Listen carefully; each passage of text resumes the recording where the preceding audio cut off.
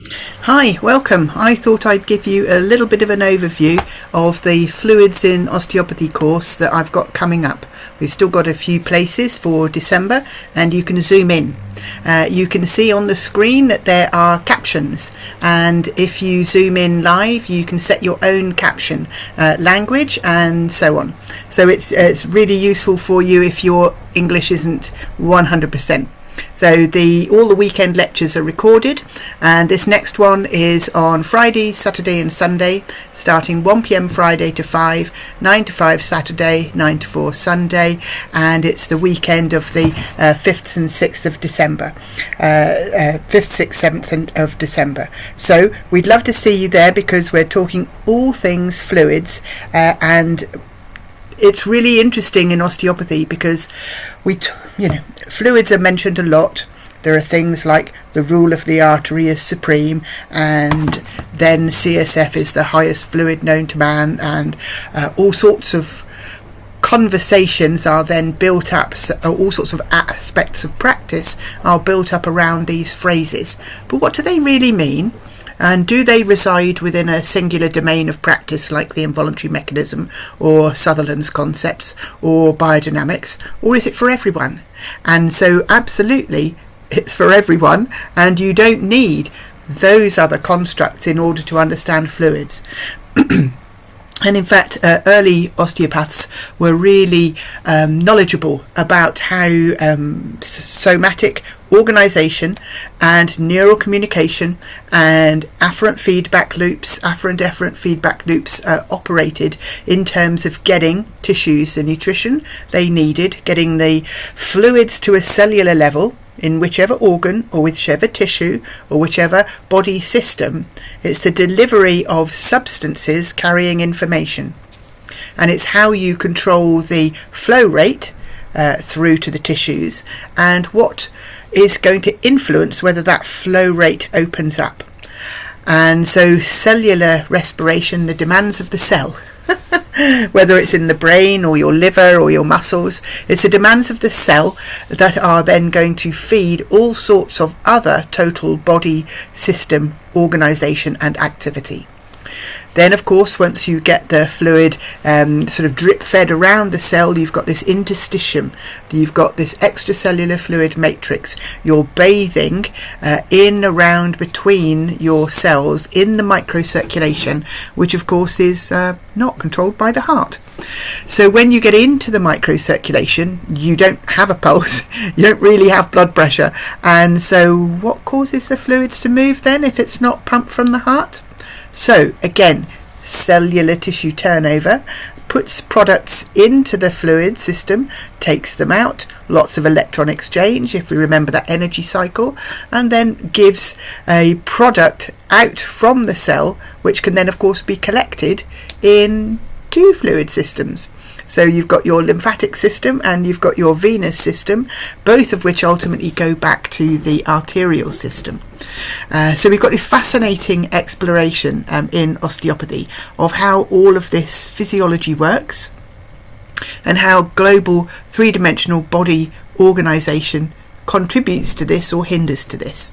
So the course coming up, which is in next weekend, is all about this. So don't forget, you can watch it as a recording, so just buy it and you'll get the recording, or you can zoom in live or attend in person.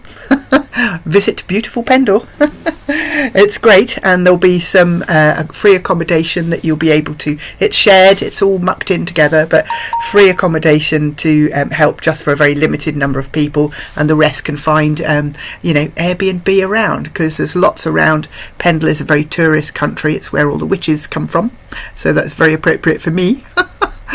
Anyway, so we've got this idea of cells calling for substances, calling for immune response, calling for other signalling, calling for different nutrition, and then it's giving its processes, and it's then delivering to the body things which the body needs, and for example things which other body areas might have called for. And so the cells in the gut might be what's being called upon to produce differently. The cells of the liver might be working with respect to muscular needs, muscular somatic metabolism, and so on. So the whole body is absolutely intertwined. And so to talk just about fluids in isolation is frankly a nonsense. It's actually how you understand biology and how you understand how biology works and how the soma supports it. So the course is very three-dimensional, and it's very highly evidence-based, and we're going to draw on a model of interpretation. Models are a bit rubbish. They're not really clarifying much, but they are a useful framework to hang things on to get you going. But once you've got going, you need to not be driven by a model. So talk of models in osteopathy is, a bit of a challenge. They're a phase that you can go through, but that you need to move beyond. But my initial model, if you like, is that I split things up into 3 domains of conversation. So there's a postural conversation, fluids, orthostatic. We are gravitationally loaded because we're bipedal and we're vertical. We've got to get the fluids up to the top against gravity. So clearly gravity, posture, and therefore then fluid distribution and fluid circulatory pressures are linked. So your whole body organisation is immediately a physiological autonomic one because it helps your vestibular system and your graviceptors and momentum receptors understand how you need to alter your circulatory vasculature, your vessels and their diameter and the flow rate within. It shows you how you have to recalibrate that when you are A, upright, and B, moving, in order to maintain the relevant blood pressure so that ultimately you can maintain all the tissue perfusion that you need. So clearly also when you are moving, you have this metabolic tissue functionality story on the way. So whatever it is that you're doing, whatever your body systems are doing, they're metabolizing, they need immune responses, you need to defend from within and without, you need your endocrine system to be marshalling resources and giving signals and transposing information, much of which of course is mediated and delivered through the fluid systems. I mean, not just the arterial one of course, but active signalling is done on the venous and the lymphatic side. So they are not drainage, they are active afferent transport systems back into the main or larger circulatory network so that it can distribute information. So the stuff that lymph carries isn't just, toxic waste. And what the venous system carries isn't just a passive, sump drainage system. These are both active systems with contractile elements. Venous capacitance can then act as a reservoir, which can then be filled or emptied according to the rest of the circulatory system's needs. So it's a highly responsive system, and it carries lots of signalling products. So the metabolic, immune, endocrine, and even the microbiome dynamics signalling through the vascular system and also through neurological systems is how you keep your whole body and all of the cells in your global periphery informed and prepared and in the best situation. Obviously, to sort of do all of that, to know where everything is in your body, to know where you are in your body, how you are constructed, how you are viewing your sense of self, your narrative, etc., how you can move, how you can marshal your internal resources to provide you with the energy that you need, how you can be motivated, etc. All of these things then are the considerations which can be made once you have a good posture, good gravitational organisation, good fluids and good communication of your metabolic, immunological and endocrine stories. So all of this is just essentially one model. It's not 3, it's 1, and is obviously centred around biological oscillation and rhythms. So respiration is a very good biological rhythm. Respiration is a huge influence on the vascular system, as we know, and so one of the most primal things that you can do is to breathe. But not just your thoracic respiration, of course, your cellular mitochondrial respiration is really what's driving then. Those little cells are what's driving your global thoracic cardiovascular respiratory breathing But for me, absolutely, the thoracic, the breath in, the air breath in, is your primary respiratory mechanism.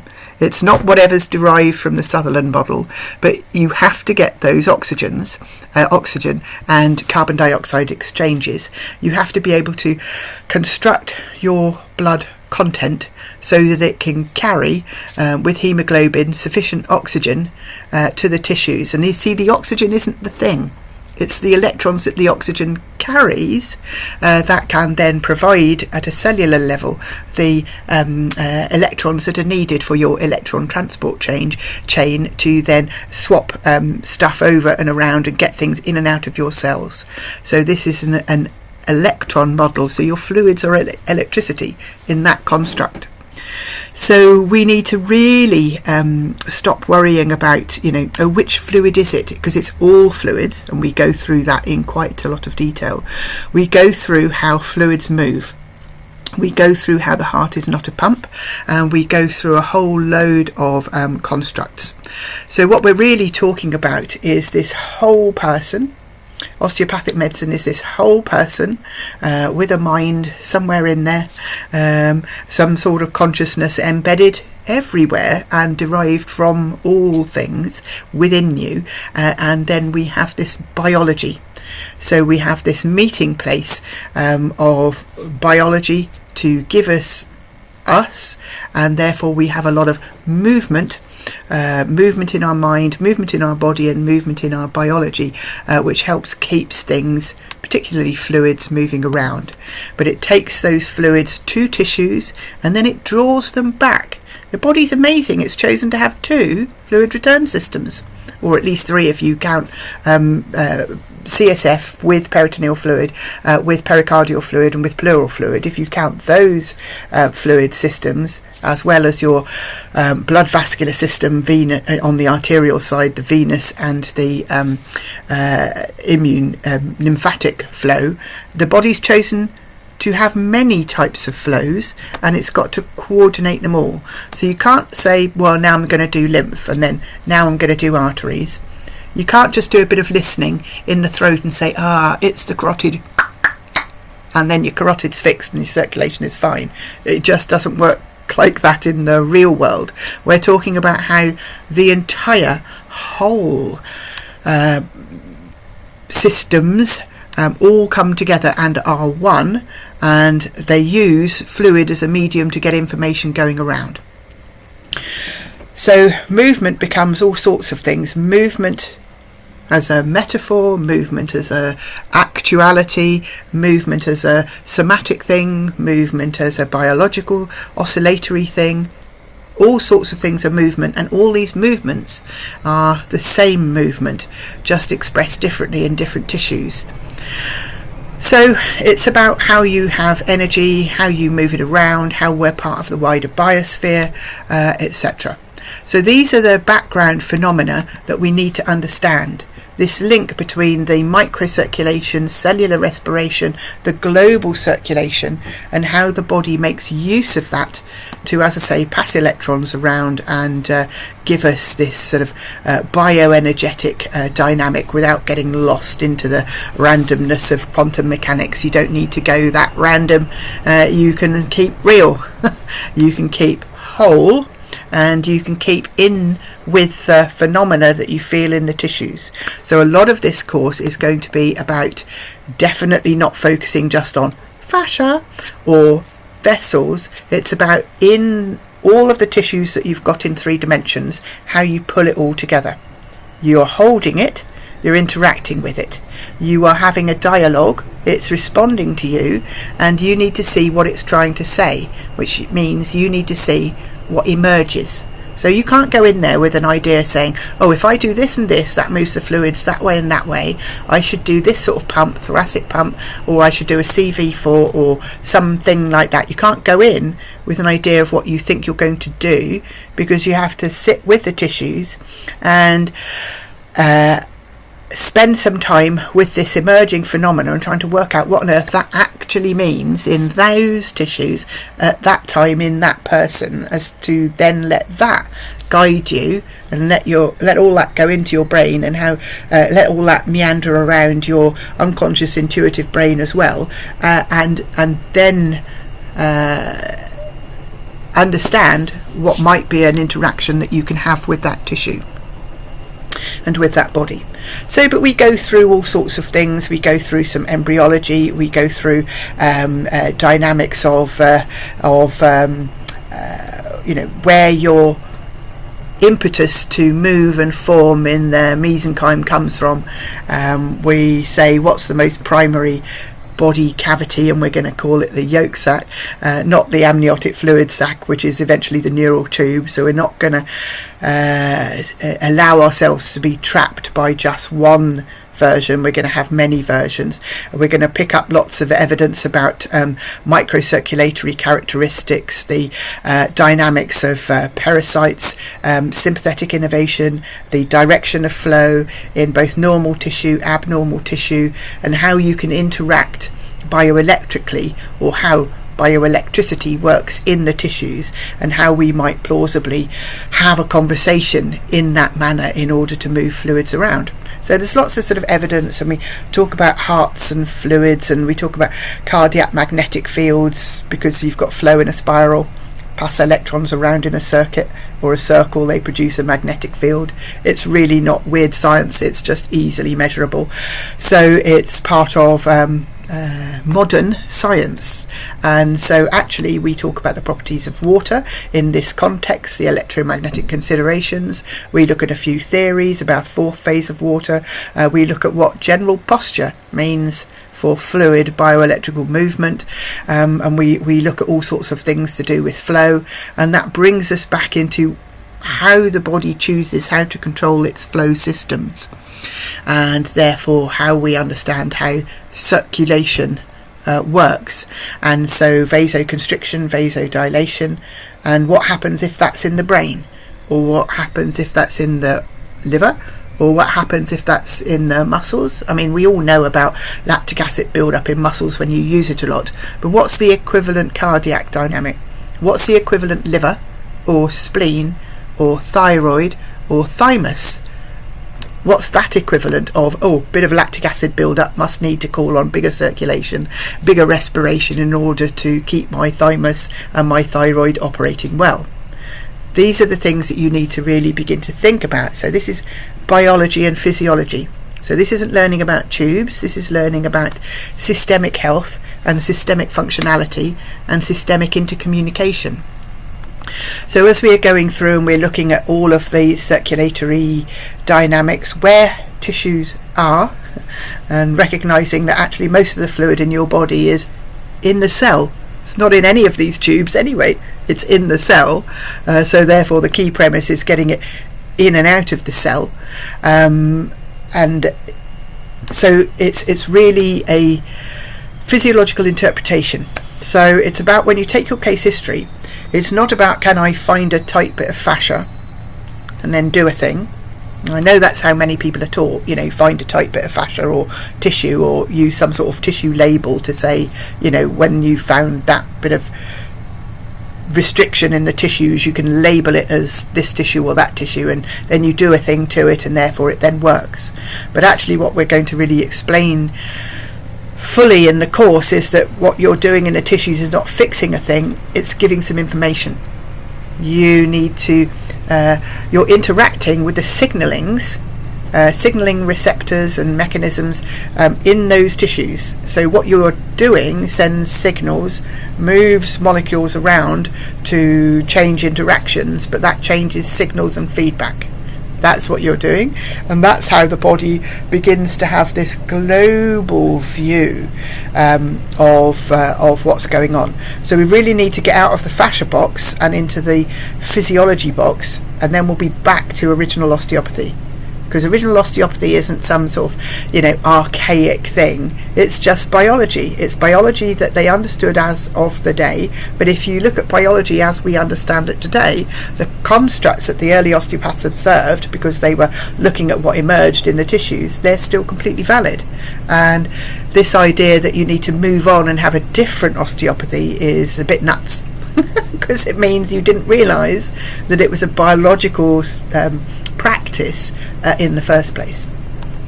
So we go through all of these sorts of things, and we look at, we do look at working in the tissues and feeling them, and we look at how we, as I say, draw the evidences into what we can plausibly construct and have a hypothesis about building an approach in the body to move fluids. So we update ourselves with a lot of these sorts of things, and we get used to where in the body the more effective places are to get at different parts of the fluid system. So anatomy in this sense is really important, because just touching people is not enough when you've got a mechanical barrier to fluid flow. So if you have a mechanical barrier, it's pretty important that you know specifically where that anatomy is usually organised. And I know we all vary a bit, the lymphatics vary a bit, but the basic constructs of thoracic inlet, mediastinal dynamics, use of the movement of breath, but also use of the movement of legs to help breath, to help flow, all of these things are still really important. So we go through a lot of dynamics, and we look at the differences between children and adults. We say what's different. I mean, CSFs, you see, you don't have as much of it as an infant as you think that you do, and it's not as prolific a model in infants as it is in adults, because you haven't yet got all of your CSF or all of your lymph organised, because these things come from tissue metabolism. So it's only when you start to metabolize that you produce more of this stuff that you've then got to clear it away. So that gives rise to some interesting thought experiments about, things like, hydrocephalus. What would we interpret the biological pathophysiology of that construct, and how would we interact with it? And would we do it from thoracic breath? Why would we have to do it here? What is it about where that fluid's trying to get to that it can't get to that place? Where's that which is not in the head, for example? So there's lots of things about movement and so on. And we do touch on the emotions of movement, and how emotions and our body, three-dimensional body agent and networks of movement all impact on our sociality, and how this means as to our global body, and then ultimately our fluid flow and the way that we use posture to transport fluids and get them around. All of these things are intertwined.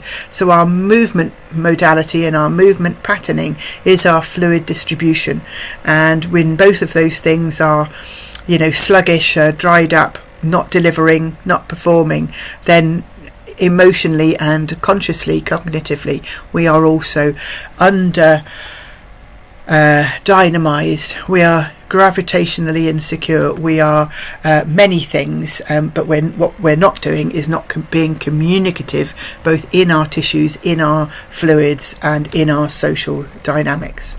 So we go through all sorts of things, and we look at the views of the coelom, we look at peritoneal fluid, we look at how all of these visceral cavities work, including the brain visceral cavity, and we have a way of understanding that which is not reliant upon the involuntary mechanism, is not reliant upon biodynamics, and is not reliant upon the primary respiratory mechanism as identified by Sutherland, for example. We can take a body cavity view of the head because it's simply a body cavity, and we can work with it three-dimensionally and whole body organisationally in order to get those fluids in the head moving.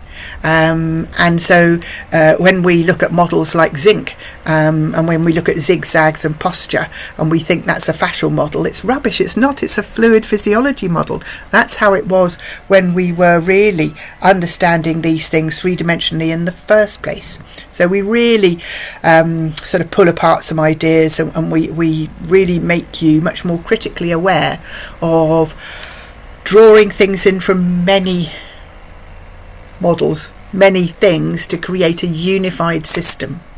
So that's why models are a bit rubbish, you see, because you can't just take a model to understand a part. because then it distracts you and makes you exclude other models because you're focusing on the one, because you think that's the one you can work with, but in fact that's just reductionism. So you just need to really think quite a bit about all sorts of things and how you put them together. So what you learnt in bits now has to be constructed into a whole story. So holism is not just going top to bottom. Holism is more than that. It's of the whole. Anyway, so that's part of what we do. We look at coupled motion. Yes, it's a thing, and we deconstruct that and we see how that's relevant to fluids and three-dimensionality. We look at vibration. We look at perfusion in relation to oscillatory pathways.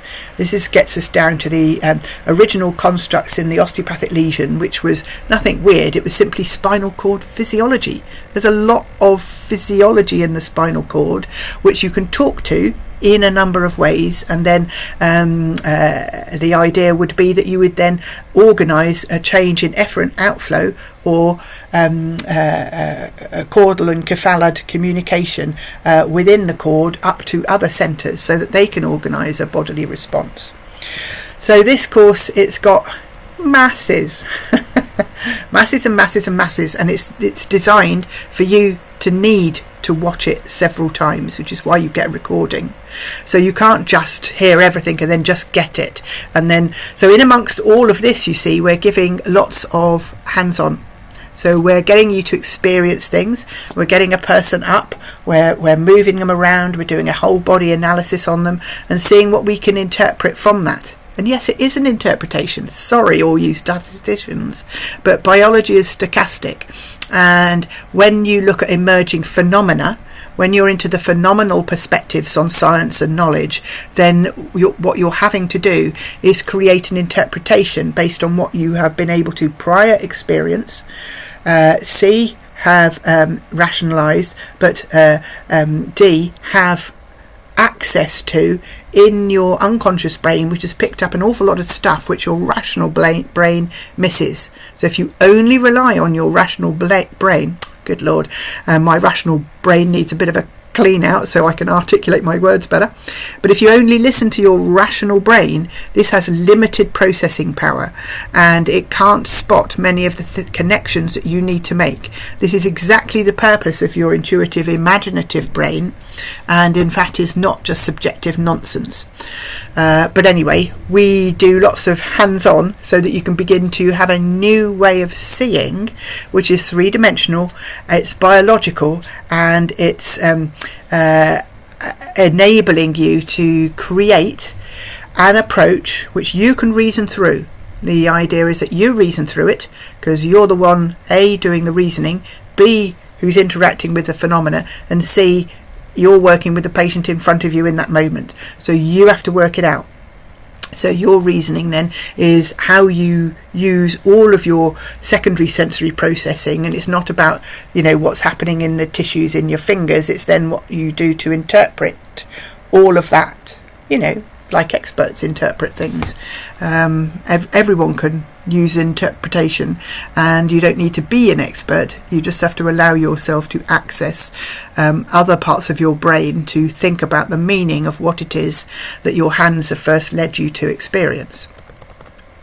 Anyway, so we go through a whole bunch of things. We go through various visceral techniques, arterial techniques. We go through understanding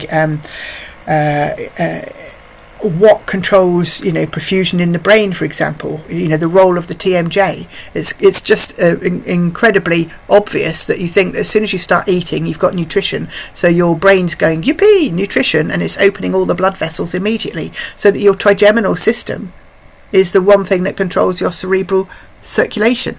And we go through a lot with the trigeminal innervation of the cerebral blood vessels, and it gets you out of this, migraine's a vagal story, because it's not, it's often trigeminal, or at least there's a trigeminal interface with that.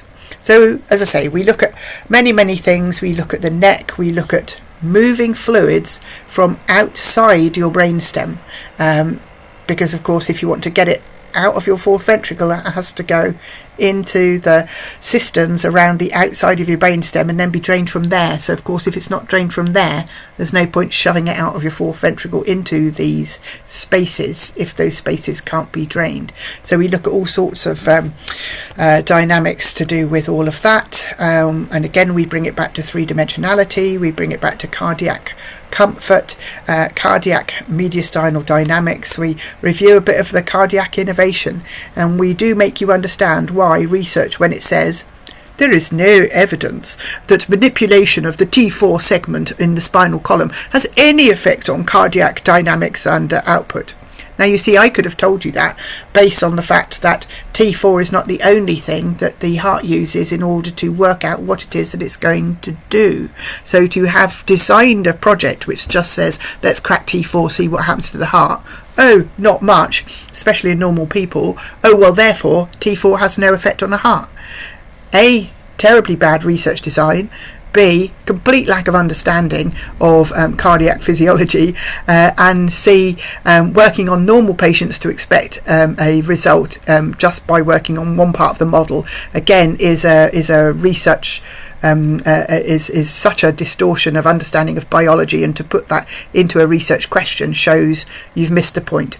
So there's a lot of evidence which supposedly dismisses stuff which we can dismiss because it can't claim what it attempts to claim, because it's not just because it's so badly done, but it was badly conceived.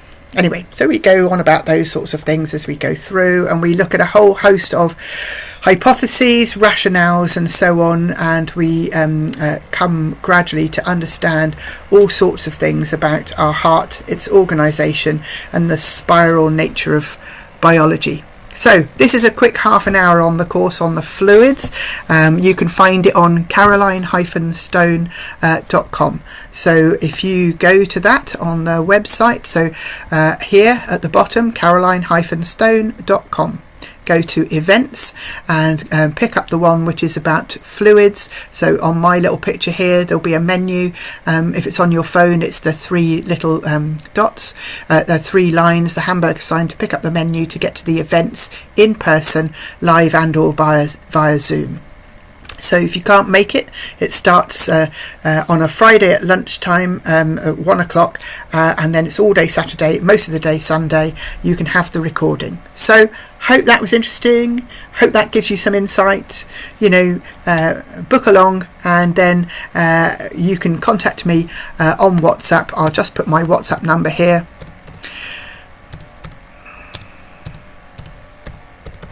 So +44 7508 843232 in order to get a little bit of a conversation if you need to clarify any of the points in this video. But I hope that helped.